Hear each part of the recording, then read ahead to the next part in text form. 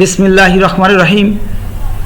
DRM United ideal কলেজের শিক্ষার্থীবৃন্দ, আশা করি পরম করুণাময় অসীম কৃপায় বৈশ্বিক করোনা পরিস্থিতির ভিতর তোমরা তোমাদের পরিবারের অন্যান্য সদস্যদের নিয়ে স্ব অবস্থানে থেকে স্বাস্থ্যবিধি মেনে ভালো আছো, সুস্থ আছো, নিরাপদে আছো। তোমাদের সকলকে জানাই আমি আন্তরিক সালাম ও শুভেচ্ছা। আসসালামু আলাইকুম ওয়া রাহমাতুল্লাহ। অনলাইন ক্লাসের ধারাবাহিকতায় আমি তোমাদের জন্য আরও একটি ক্লাস প্রস্তুত করেছি। এই অনলাইন ক্লাসের পক্ষ থেকে তোমাদেরকে জানাই ফুলেল স্বাগতম। প্রিয় শিক্ষার্থী,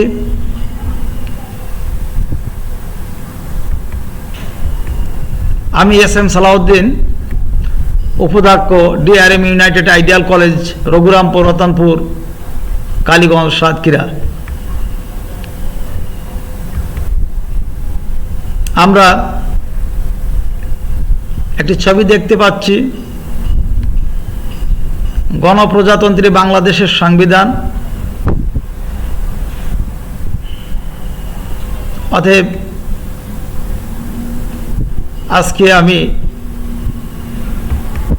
যে ক্লাসটি তোমাদের জন্য প্রস্তুত করেছি, পাঠ ঘোষণার আগেই তোমরা মনে হয় বুঝতে পারছো আজ আমি কি ক্লাস নিতে যাচ্ছি। তো শিক্ষার্থী, আজ 1972 সালের সংবিধানের বৈশিষ্ট্য সম্পর্কে জানব।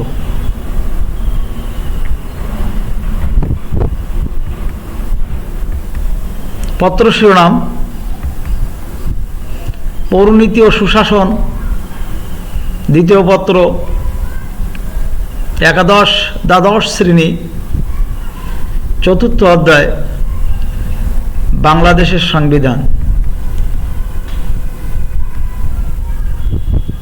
শিক্ষণফল: এই পাঠ শেষে প্রিয় শিক্ষার্থীরা তোমরা 1972 সালের সংবিধানের বৈশিষ্ট্য ব্যাখ্যা করতে পারবে। 1972 সালের সংবিধানের বৈশিষ্ট্য: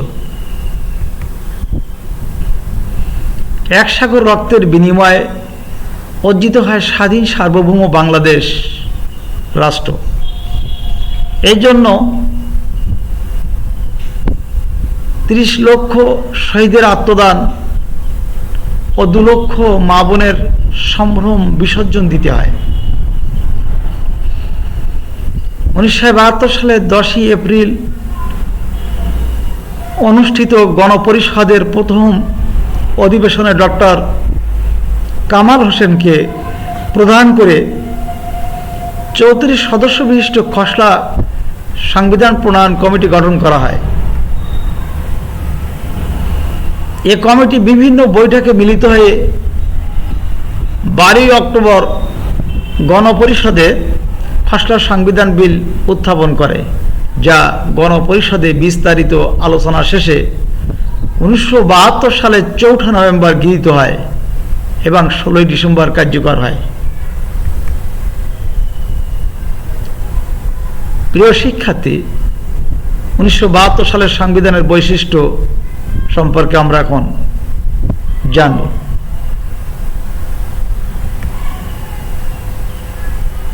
1972 সালের সংবিধানের বৈশিষ্ট্যের অন্যতম বৈশিষ্ট্য এটা ছিল লিখিত সংবিধান।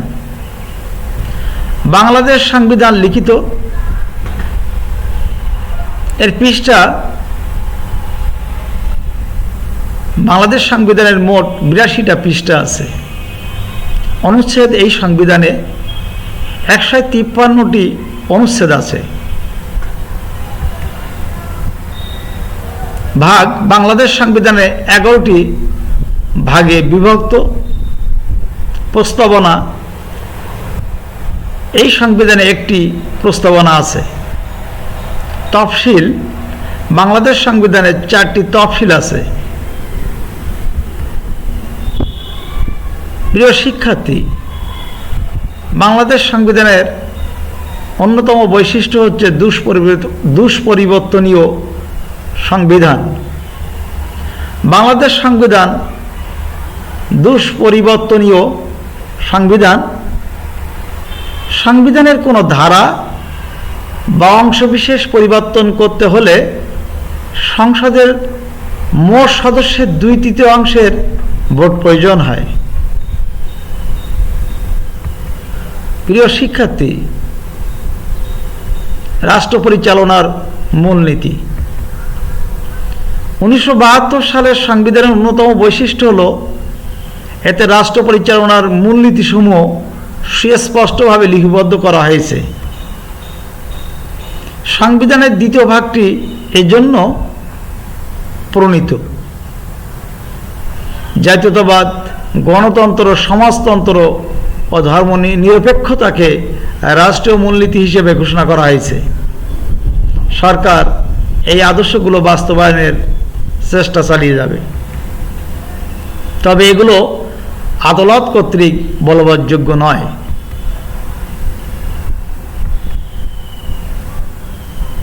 প্রিয় শিক্ষার্থী, আমরা এখন মৌলিক অধিকার সম্পর্কে জানব। বাংলাদেশ সংবিধানের জনগণের মৌলিক অধিকার প্রদানের ব্যবস্থা করেছে। সংবিধান দেশের সর্বোচ্চ আইন। নাগরিকের মৌলিক অধিকার নিশ্চিত করার জন্য একটি অধ্যায় রাখা হয়েছে। সেখানে নাগরিকদের রাষ্ট্র কর্তৃক স্বীকৃত বিভিন্ন মৌলিক অধিকারের একটি দীর্ঘ তালিকা দেওয়া আছে। সুতরাং সংবিধানে মৌলিক অধিকার লিপিবদ্ধ করায় এগুলোর গুরুত্ব বৃদ্ধি পায়। জীবন ধারণের অধিকার, চলাফেরার অধিকার, বাক স্বাধীনতার অধিকার, চিন্তা বিবেকের স্বাধীনতা, ধর্মচর্চার অধিকার, সম্পত্তির অধিকার, সভা সমিতির অধিকার ইত্যাদি মৌলিক অধিকার সংবিধান দ্বারা স্বীকৃতি দেওয়া হয়েছে। প্রিয় শিক্ষার্থী, বাংলাদেশ সংবিধান হচ্ছে এক কেন্দ্রিক শাসন ব্যবস্থা। 1972 সালের বাংলাদেশ সংবিধানে বাংলাদেশকে একটি এককেন্দ্রিক রাষ্ট্র হিসেবে ঘোষণা করা হয়, যেখানে কেন্দ্রীয় সরকারকে সকল ক্ষমতা প্রদান করা হয় আর কেন্দ্রীয় সরকারই সার্বভৌম কর্তৃপক্ষ হিসেবে সংবিধান অনুযায়ী শাসন কার্য পরিচালনা করেন। প্রজাতন্ত্র। বাংলাদেশ একটি প্রজাতন্ত্র। একজন নামমাত্র রাষ্ট্রপতি হবেন রাষ্ট্রপ্রধান। রাষ্ট্রপতি নামে রাষ্ট্রের শাসন কার্য পরিচালিত হবে। তিনি সংসদ সদস্যদের দ্বারা নির্বাচিত হবেন। সংবিধানের প্রাধান্য। রাষ্ট্রের সকল আইনের উপর সংবিধানের প্রাধান্য দেওয়া হয়েছে। সংবিধানে অনুচ্ছেদ 7 বলা হয়েছে যে সংবিধানের সাথে সাংঘর্ষিক কোনো আইন বাতিল করা হয়েছে, অর্থাৎ এই সংবিধান হলো রাষ্ট্রের সর্বোচ্চ আইন। সুতরাং এই সংবিধানের সাথে যদি অন্য কোনো আইন সাংঘর্ষিক বা অসামঞ্জস্যপূর্ণ হয়, তাহলে সেই আইনের যতটুকু অসামঞ্জস্যপূর্ণ ততটুকু বাতিল হইবে। সংবিধান বাতিল, স্থগিতকরণ ইত্যাদি অপরাধ। সংবিধান অনুচ্ছেদ 7 ক-তে বলা হয়েছে যে কোনো ব্যক্তি শক্তি প্রদর্শন বা শক্তি প্রয়োগের মাধ্যমে বা অন্য কোনো অসাংবিধানিক পন্থায় এই সংবিধান বা ইহার কোনো অনুচ্ছেদ রহিত বা বাতিল বা স্থগিত করিলে কিংবা উহা করিবার জন্য উদ্যোগ গ্রহণ বা ষড়যন্ত্র করিলে কিংবা এই সংবিধান বা ইহার কোনো বিধানের প্রতি নাগরিকের আস্থা, বিশ্বাস বা প্রত্যয় পরাহত করিলে কিংবা উহা করিবার জন্য উদ্যোগ গ্রহণ বা ষড়যন্ত্র করিলে তাহার এই কার্য রাষ্ট্রদ্রোহিতা হইবে এবং ওই ব্যক্তি রাষ্ট্রদ্রোহিতার অপরাধে দোষী হইবে।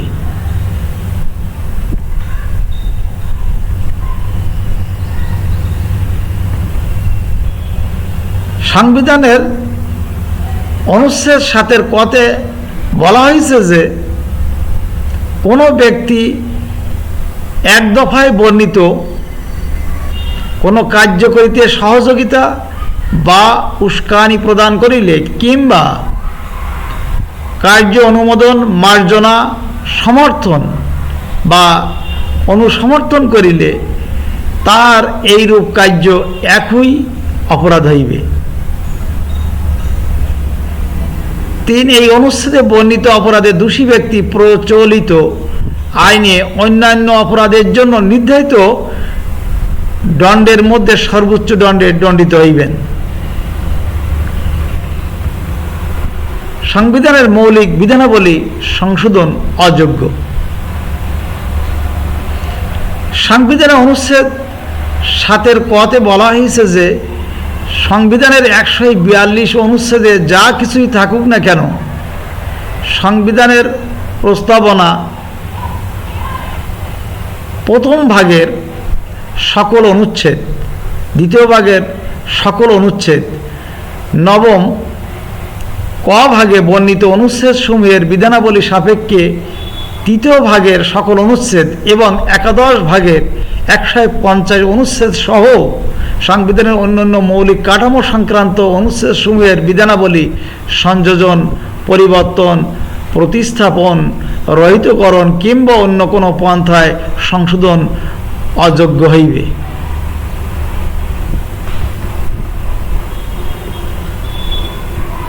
প্রিয় শিক্ষার্থী, সংসদীয় গণতন্ত্র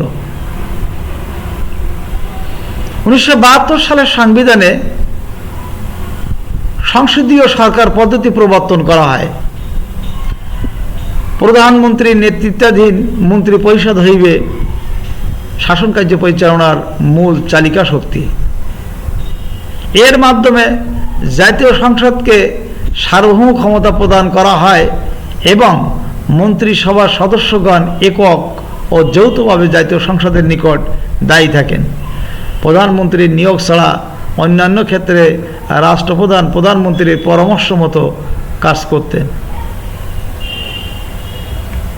প্রিয় শিক্ষার্থী, ন্যায়পাল।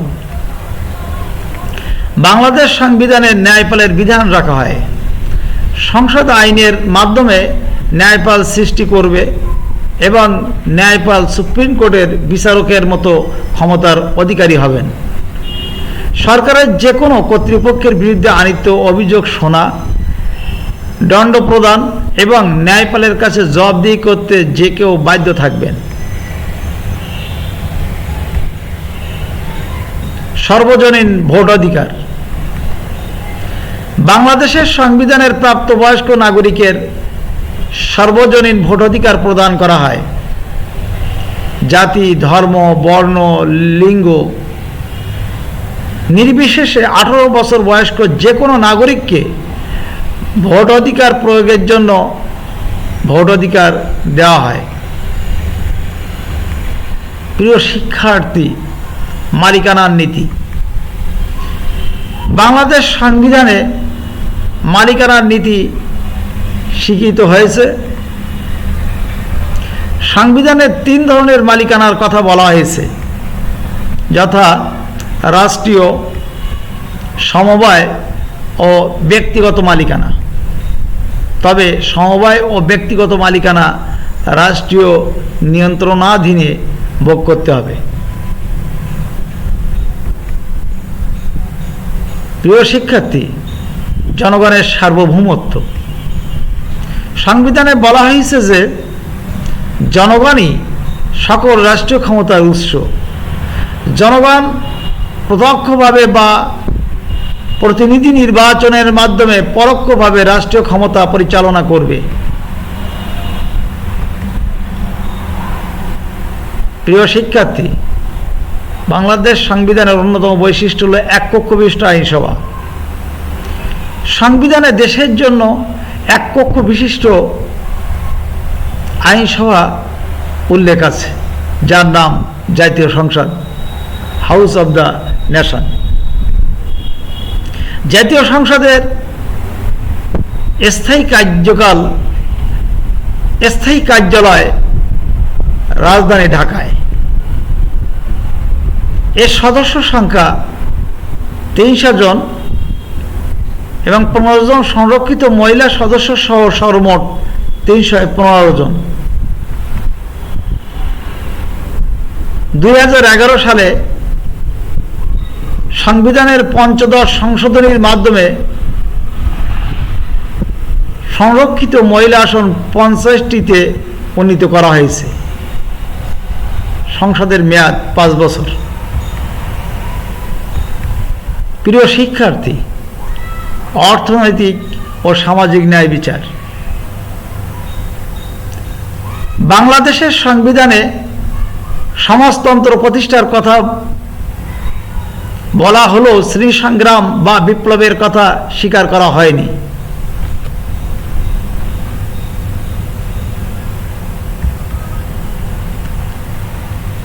বাংলাদেশ সংবিধানে সংসদীয় গণতন্ত্রের মাধ্যমে সমাজতন্ত্র প্রতিষ্ঠার কথা ঘোষণা করা হয়েছিল। তবে জাতীয় সংসদ প্রয়োজন বোধে ব্যক্তিগত সম্পত্তির জাতীয়করণ করতে পারবে বলে বিধান করা হয়।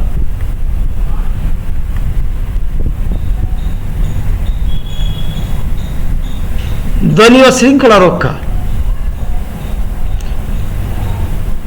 বাংলাদেশের সংবিধানের 70 অনুচ্ছেদে উল্লেখ করা হয় যে কোন সংসদ তার নিজ দল থেকে পদত্যাগ করলে বা সংসদে দলের বিরুদ্ধে বা বিপক্ষে ভোট দিলে অথবা দলের নির্দেশ অমান্য করলে অথবা ভোট প্রদানে বিরত থাকলে সংসদে তার আসন শূন্য হবে। প্রিয় শিক্ষার্থী, বিচার বিভাগের স্বাধীনতা। বাংলাদেশে 1972 সালের সংবিধান দেশের জন্য অগণতান্ত্রিক শাসন ব্যবস্থা প্রবর্তন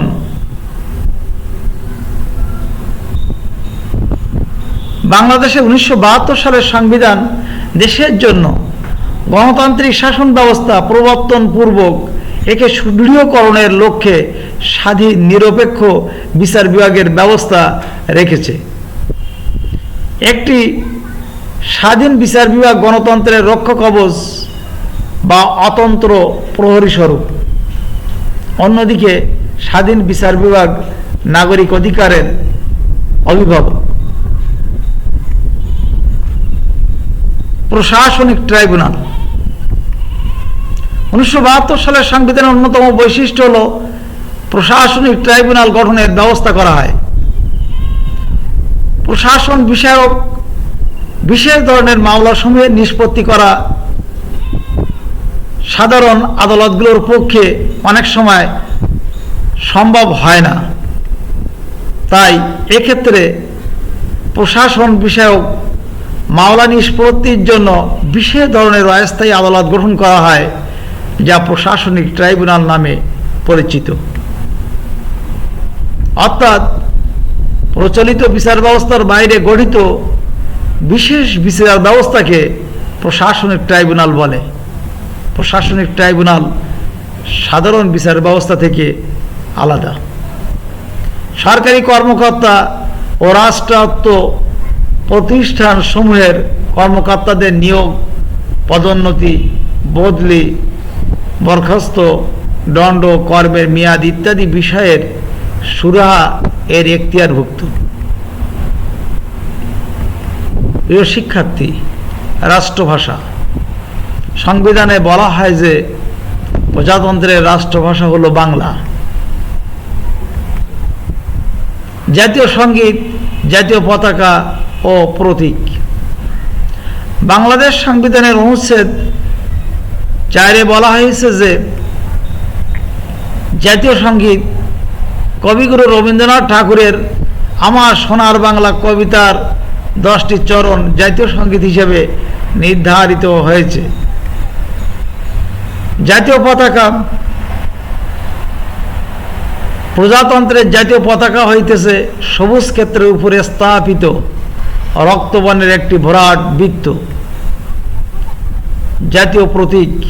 প্রজাতন্ত্রের জাতীয় প্রতীক হইতেছে উভয় পার্শ্বে ধান্য শীষ বেষ্টিত পানিতে ভাসমান জাতীয় পুষ্প শাপলা তাহার পার্শ্বদেশে, তার শীর্ষদেশে পাট গাছের 3টি পরস্পর সংযুক্ত পত্র, তার উভয় পার্শ্বে 2টি করিয়া তারকা।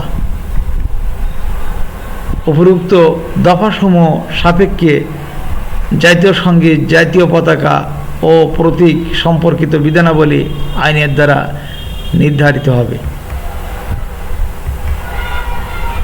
প্রিয় শিক্ষার্থী, রাজধানী বাংলাদেশ সংবিধানের অনুচ্ছেদ 4-এ বলা হয়েছে যে প্রজাতন্ত্রের রাজধানী ঢাকা। রাজধানীর সীমানা আইনের দ্বারা নির্ধারিত।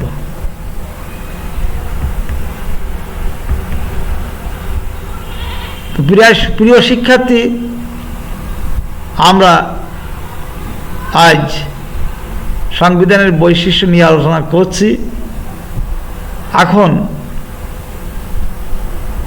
তোমাদের এই আলোচনা থেকে কিছু জ্ঞান এবং অনুধাবন প্রশ্ন আমরা স্লাইডে তুলে ধরছি। এগুলো তোমরা আলোচ্য পাঠের আলোকেই সমাধান করবে। বাংলাদেশ সংবিধানে কতটি অনুচ্ছেদ আছে লিখো। আর বাংলাদেশ সংবিধানে কতটি প্রস্তাবনা আছে এটাও লিখতে হবে।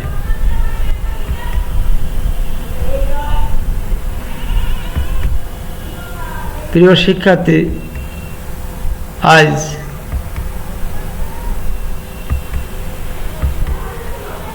তোমাদের নিয়ে এতক্ষণ আমরা আলোচনা করেছি 1972 সালের সংবিধানের বৈশিষ্ট্য সম্পর্কে। আমরা উপরেই জ্ঞানমূলক কিছু প্রশ্ন স্লাইডে তুলে ধরেছি।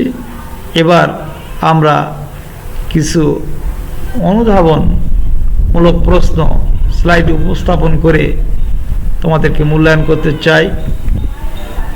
গণপরিষদ বলতে কি বুঝো এটা তোমরা আলোচ্য পাঠের আলোকেই লিখবে। আর প্রশাসনিক ট্রাইব্যুনাল বলতে কি বুঝো এটাও লিখবে। প্রিয় শিক্ষার্থী, এছাড়াও তোমাদের প্রয়োগ এবং উচ্চতর দক্ষতা প্রশ্নগুলো সহজে লেখার জন্য যে দক্ষতা অর্জনের প্রয়োজন, তার জন্য আমরা এই পাঠ থেকে কিছু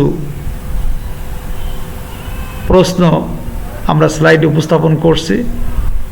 এগুলো তোমরা সমাধান করতে পারলেই পাবলিক পরীক্ষায় প্রয়োগ এবং উচ্চতর দক্ষতার প্রশ্নগুলো তোমরা সহজেই উত্তর দিতে পারবে। তো আলোচ্য পাঠের আলোকে 1972 সালের সংবিধানের মূল বা প্রধান বৈশিষ্ট্যগুলো বিশ্লেষণ করো। এটাই তোমাদের বাড়িতে। প্রিয় শিক্ষার্থী, আশা করি আজকের পাঠটি তোমরা সহজেই বুঝতে পারছো। আর যদি তোমাদের বুঝতে কোথাও কোনো অসুবিধা থেকে থাকে তাহলে তোমাদের জন্য কিছু সহায়ক গ্রন্থ আমরা উল্লেখ করছি।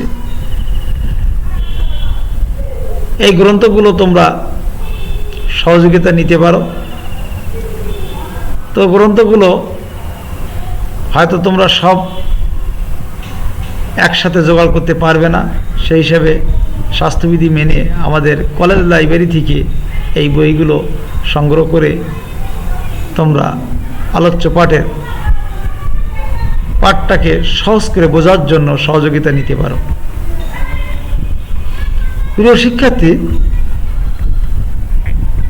তো আজ এই পর্যন্ত। আশা করি তোমরা স্ব অবস্থানে থেকে